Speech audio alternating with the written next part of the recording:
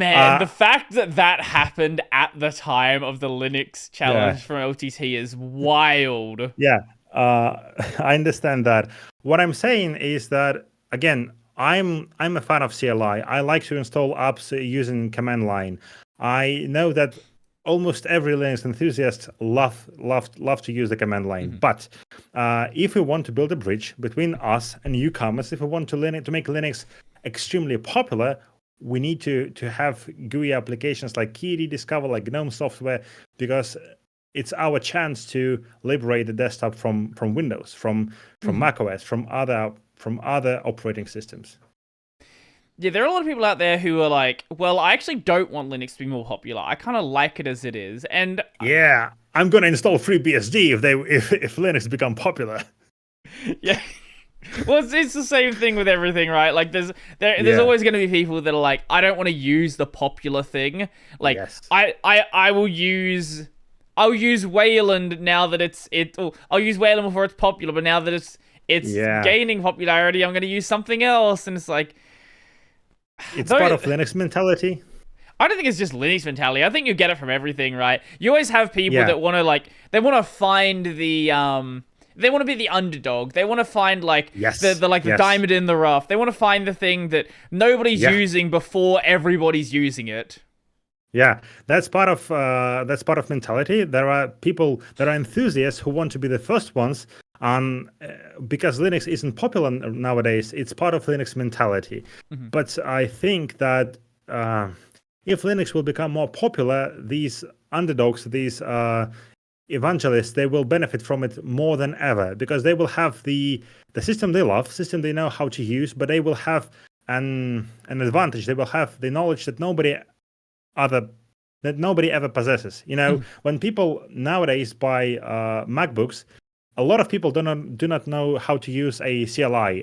A lot of people do not know how to use a terminal. But if you know how to use that, you will have an advantage. Mhm. If you use, for example, AI to draw images via web page, you have one way of controlling it. If you generate images via CLI, you have other amount of control over it. So Mhm. you have to be the underdog. You have to adopt it first to become an expert in this field. Mhm. That's a good way to put it, actually. I do think there are people that take it the other direction, where they are set on using like a good example of this is the people who use distros where the entire reason they exist is it's not systemd. It's like, okay, yeah, that's cool Yeah. and all, but like, I think a lot of people don't get me into a rant about why that's a dumb argument. I think a lot of people forget about systemd is stuff like OpenRC, Run It, all this stuff. The reason why it's useful today is because systemd, like with Ubuntu, it raised the bar. Like, Sure. before systemd was around, they were in a much worse state. So people can talk about like, oh, systemd did this, systemd ruined everything, but like, no, System D is bloated. they had to keep up with systemd because it was just that much Yeah. better, and now they're better as well.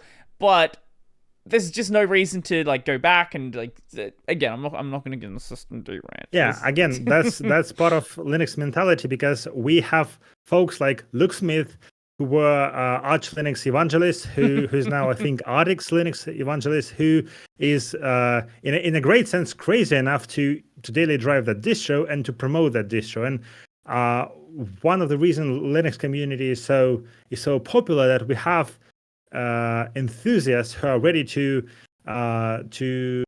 do that challenges on a regular basis. Mhm. We are crazy enough to do that. Mhm. Let's put it that way. Mhm. No, that's a good way to put it. I like that. These be like having people who are just like willing to just jump on things a bit too early. I think it lets you see what's actually out there. Like the people who are like were daily driving Wayland, not like in 2020, but when Fedora swapped. Like Fedora swapped, I think like 10 years, 10 years ago, something Hmm. ridiculous like that by default on GNOME. Wayland was Hmm. not ready back then. Like you can say Wayland's Yeah, not ready yeah, now, but Wayland was not ready then. Yeah, and still people continue to use Fedora. People were happy to make bug reports. People were happy to be in the vanguard of Linux development because Hmm. it's cool. It's cool to be part of something great, something big. It gives me strength, you know. It Hmm. gives me strength that I'm not just, you know, when we talk about free software, we often talk about the community. That the community is great, and it gives me so much energy. It gives me so much power that uh, we are the community. When Hmm. you use GIMP, you use applications that were designed to help you. You're not using an application that were designed to take money away from you. Hmm. It was designed for you by your not by your friend, but the people in the community who were caring about you. Hmm. Hmm. That's great. That's amazing, actually. And Linux is the only operating system that gives you this sort of sense of camaraderie, of friendship, of whatever. Hmm. Well, any only like big one. Like yeah, you make the argument about like OpenBSD and FreeBSD and things like that as well, but like the support on those operating Yeah, systems is a lot smaller than what we have on Linux today.